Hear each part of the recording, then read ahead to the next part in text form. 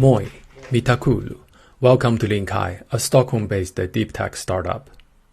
Critical components are everywhere, such as PCB electronics used by airplanes and batteries.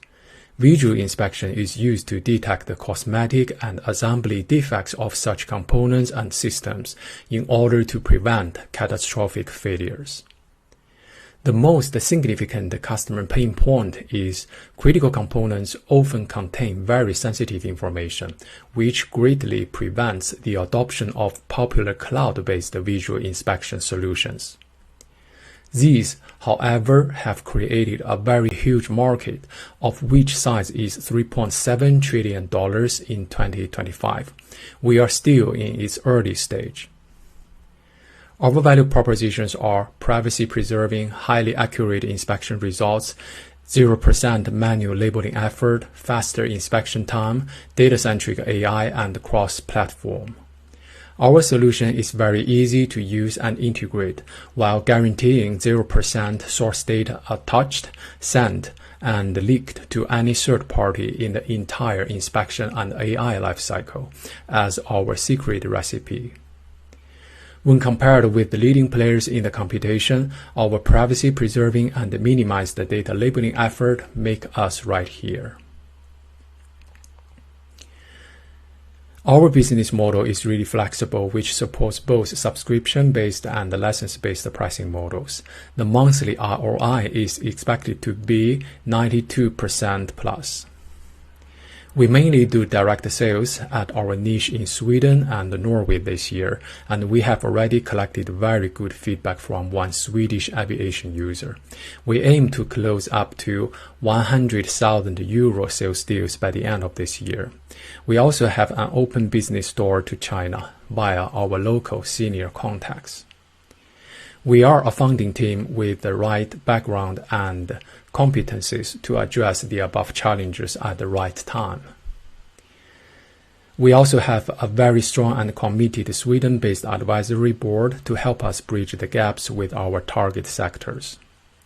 Our ask is a 300,000 euro investment to strengthen our current and future customer onboarding and product development activities. In the post-AI era, especially when data privacy and information security issues are on rise due to higher geopolitical risks and instability than ever before, for the Nordics and EU, let's unlock super AI intelligence without data leakage for smart manufacturing, sustainable battery, and utilities in a different and secure way. Kiitos.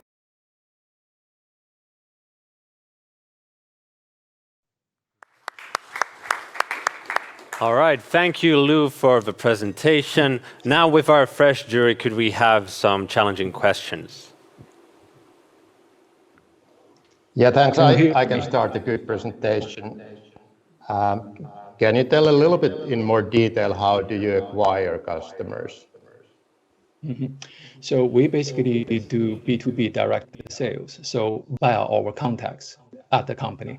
And then we started with the pilots and then, try to talk to the decision makers within the company, within the organization.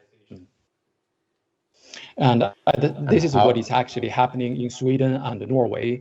But at the same time, we want to keep an open door with China. And in China, the market size is never a problem. The only thing is about the timing. So our senior contacts right now is helping us to connect the dots. So when, let's say, the COVID-19 and its variants is under control, it's a very good time for us to continue that business as well.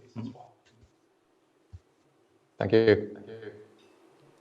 Our questions. I guess